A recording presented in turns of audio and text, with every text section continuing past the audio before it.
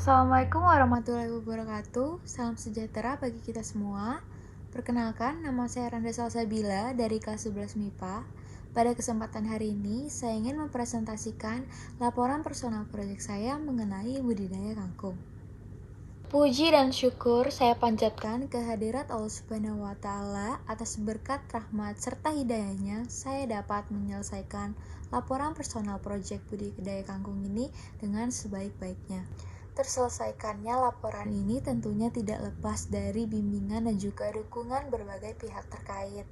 Maka dari itu, saya ingin mengucapkan rasa terima kasih yang sebesar-besarnya kepada orang tua saya yang telah membimbing dan memberikan saya arahan dalam proyek ini, dan juga yang terhormat Kepala Sekolah SMA Tunas Caka Sampurna, yaitu Ibu Dr. Randa Itiarni, dan Wakil Kepala Kurikulum Ibu Dr. Randa Teresia Setiawati, serta Ibu Reni Raniasari SPD, selaku mentor dan juga wali kelas saya yang selalu memberikan dukungan serta arahan dalam pelaksanaan personal project ini. Maka dari itu, kritik dan saran yang membangun saya harapkan dari Bapak atau Ibu Guru agar dalam penyusunan makalah saya yang akan datang bisa lebih baik lagi.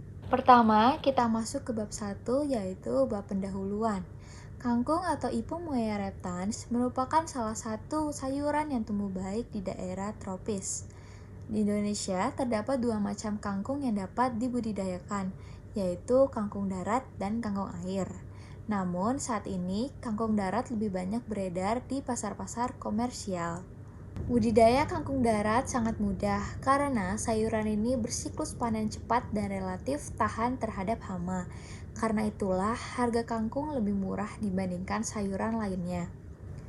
Kangkung bagus untuk kesehatan tubuh karena mengandung zat besi, protein, vitamin C, vitamin A, vitamin B1, lemak, karbohidrat, dan juga kalsium. Namun, semakin banyak pemanfaatan lahan pertanian, semakin sedikit lahan yang tersisa. Oleh karena itu, diperlukan penanaman dengan metode tanam tanpa menggunakan lahan yang luas. Dapat digantikan dengan menggunakan pot maupun polybag. Maka rumusan masalah yang saya dapat adalah apa saja syarat dalam budidaya tanaman kangkung, dan yang kedua bagaimana cara merawat tanaman kangkung yang baik dan benar. Sehingga tujuan dari pembuatan laporan budidaya kangkung ini untuk mengetahui cara budidaya tanaman kangkung dan juga mengetahui syarat tumbuhnya tanaman kangkung. Adapun manfaat dari membaca laporan budidaya kangkung ini adalah untuk menambah wawasan, memotivasi para pembaca, dan juga mengetahui cara budidaya kangkung. Lalu kita masuk ke bab 2, yaitu bab pembahasan. Yang akan saya bahas pertama adalah syarat tumbuhnya kangkung, yaitu tanaman kangkung membutuhkan sinar matahari yang cukup. Apabila kangkung ditanam di tempat yang sangat panas, maka batang daun-daunnya akan mengeras. Yang kedua, jumlah curah hujan yang baik untuk pertumbuhan tanaman ini berkisar antara 500 sampai 5000 mm per tahun. Yang ketiga, kangkung darat menghendaki tanah yang subur, gembur, dan banyak mengandung bahan organik. Dan yang terakhir, jangan menanam kangkung di tanah yang bekas ditanami tembakau, rami, dan juga kapas, karena biasanya pada tanaman ini terdapat berbagai penyakit-penyakit tanaman.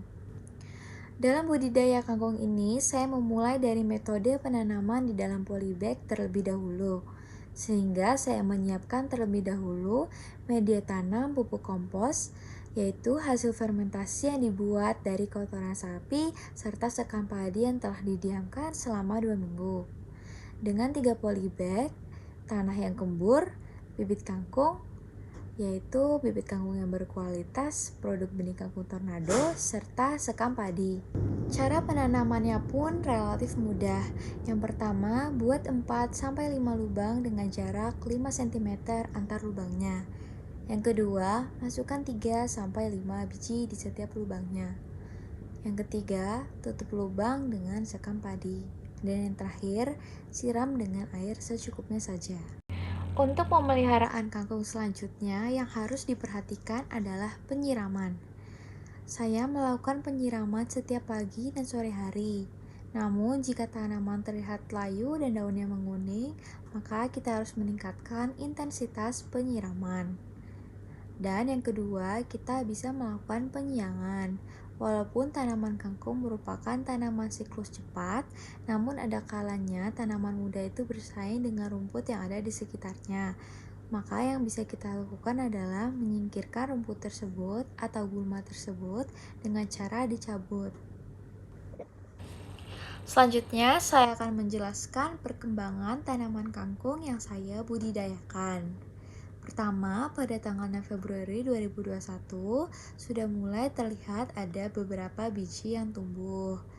Lalu pada 12 Februari 2021, pada minggu kedua ini batang dan daunnya sudah banyak yang tumbuh, bahkan tingginya sudah mencapai 9 cm.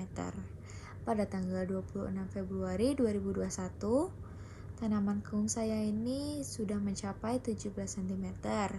Namun, ada beberapa daun yang menguning.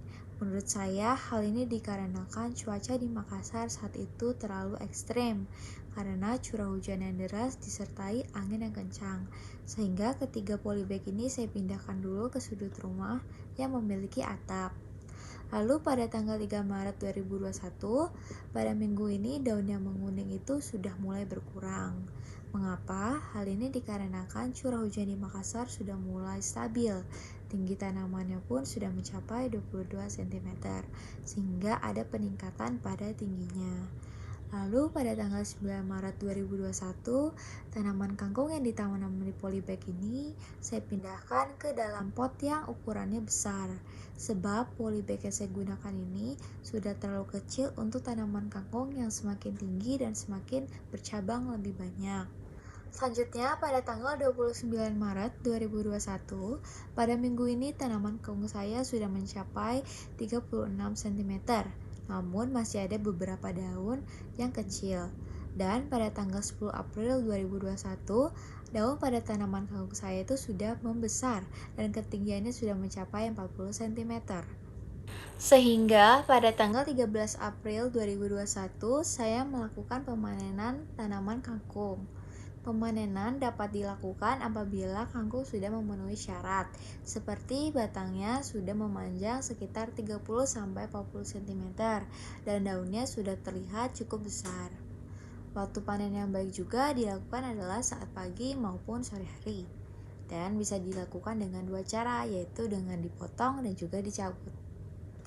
Dan yang terakhir kita masuk ke bab 3 atau bab penutup, yaitu kesimpulan dan saran dari personal project budidaya kangkung ini berupa penambahan pupuk kandang ataupun pupuk kompos pada pengolahan tanah sangat diperlukan. Jika tidak akan berdampak pada hasil yang akan didapat. Dan juga pemupukan harus dilakukan pada kisaran 2 minggu serta pemupukan lanjutan tetap dilakukan secara berkala.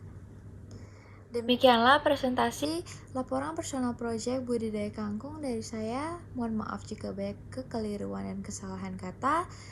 Akhir kata saya ucapkan terima kasih. Wassalamualaikum warahmatullahi wabarakatuh.